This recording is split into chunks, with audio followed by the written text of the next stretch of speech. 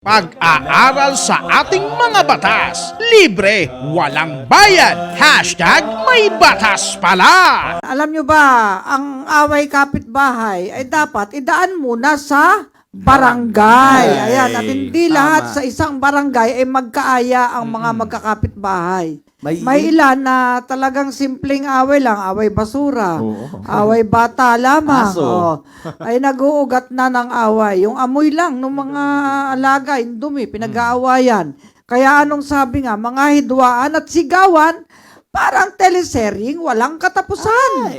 O, di ba, JC? Yes po, pero alam nyo ba na kapag may away sa bahay man o sa tapat ng tindahan, tamang areglo lang po sa barangay at ang drama ay pwede nang matuldukan. Ayan. Ano ba ang katarungang pambarangay? Yan yung Republic Act na nasusulat sa 710. Ayan, sa Local 760. Government Code eh. Yes. Kailangan may barangay conciliation muna bago pumunta sa korte ang mga magkakapitbahay. Di ba, Henry? Tama po. Bilang Kaya, isa? bilang isa sa mga mahalagang aspeto ng ating legal system, nakapaloob sa Republic Act number 7160 or Local Government Code of 1991, ang katarungang pambarangay bilang isang pamamaraan ng pangangasiwa ng hustisya sa bawat barangay sa buong Pilipinas upang maisaayos ang mga hidwaan o disputes ng mga nakatira sa isang lugar. Ayan, nagkakaroon ng pagsasaayos ng mga away o hidwaan sa komunidad sa pamamagitan ng mediation, Yun. conciliation, arbitration na pinangangasiwaan po ng mga piling opisyal o miyembro ng isang lupon o pangkat. JC? Ito po, ang ibig sabihin, maaring maayos ang mga hidwaan o away ng mga magkakapamilya o magkakapitbahay sa level pa lamang po ng barangay. Yun. Hindi na kinakailangan Dumadaan pang dumaan po sa korte. Yun. Tama. Layunin kasi nito na magkaroon ng maayos na relasyon ang mga tao, matiwasay ng pamumuhay sa isang komunidad at matulungan ang korte.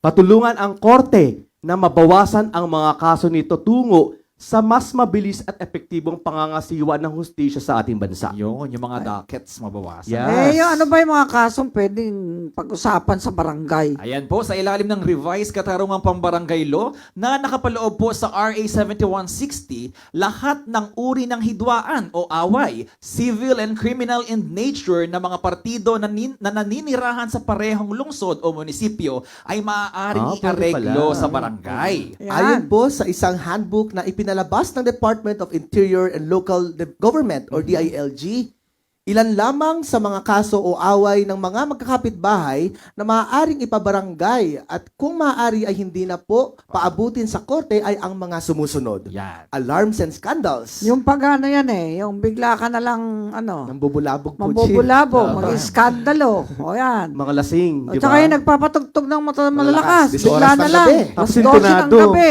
Laseng, mambabato. Babasag. Ayan, babasag. Physical injuries. Yan, Ayan, tama away yan. barangay po yan. Kailangan punta muna kayo dyan. Pero, pag kung magkakapitbahay ang involved, Ayan, trespassing. Ano pa? Yan, light threats o pagbabanta. Ayan. Grave at light coercion o pamimilit. Yun. Other forms of swindling o panloloko. Malicious Sige. mischief o paninira ng gamit. Kaso. Marites. Ayan, Yun, mga marites. Mga Yung barangay slander, mo ayan, yan. pwede pa gano'n yan. Lahat ng uri ng kaso na may kinalaman sa lupa. Ayan, At pwede marami pang iba. Yung mga encroachment, pwede pag-usapan Right sa of barangay way. at marami pang iba. Ano naman ang di sakop ng katarungan pambarangay? Ayan, Ito. hindi na po kinakailangan pang dumaan sa lupon o sa barangay ang away o hidwaan at maaaring dumiretso po agad sa korte at doon maghabla ng reklamo sa mga sumusunod. Kung Ito. ang isang partido ay ang pamahalaan o anumang subdivision o instrumentalidad nito. Parang sa eminent domain. Instrumentality yan. Kukunin ng gobyerno, iti-take yung lupa, dadaanan ng daan. Oho. Sa korte na yan. Magdidetermine Korte ng na. just compensation ay ang court, Court, ang hindi na sa RTC. barangay. Ayan, kung isang partido inireklamo isang government official. Or Oh?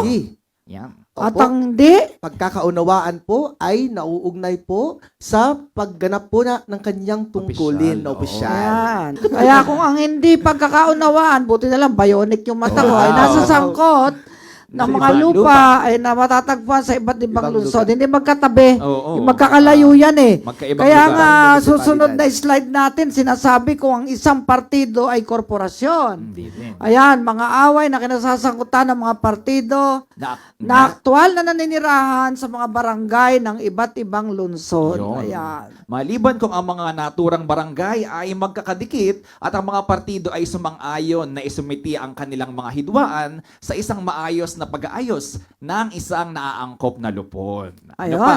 Mga pagkakasala.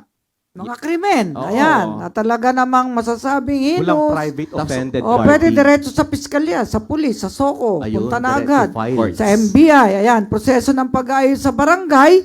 Ano naman ang proseso ng pag-aayos? Ang sino man na nais magreklamo sa mga kasong sakop ng barangay ay maaring maghabla ng reklamo sa kapitan ng barangay na siyang tumatayong chairman sa lupong tagapagpamayapa. Ang reklamo ay maaring isampa sa barangay orally or in writing. No? Ayan. Binubuo naman po ang lupon ng isang chairman at mga miyembro na hindi bababa sa 10 at hindi naman po lalampas sa 20 individual. Ayan, sadyang ganyan ang buhay. Naraming problema sa barangay, pero pag-usapan. Ika nga, hindi po tayo makakapamili ng kapitbahay eh. Yes. At talagang ganyan, lalo bibili ka ng lupa, bahay, magbabahay ka, hindi mo kilala sila eh. Hindi mo alam ang mga ugali ko, ano upbringing yan eh. Ganyan talaga. Makisama na lang po tayo dahil ang pag-ayos sa barangay, napaka-importante po niyan. Ipakita na lang natin sa ating screen ang mga slides, Opo. lalo yung slide number 8, number 9, number 10, number 11, at number 12. At sadyang ganyan ang buhay mga kababayan, kailangan po tayong makipagpayapaan sa lahat. Kaya Peacemakers. dito tayo sa PAW, nakikipagpayapaan po tayo. Yung dialogue, diplomacy, Importante persuasion, napaka-importante. Ang basic unit ng ating sosyedad ay family.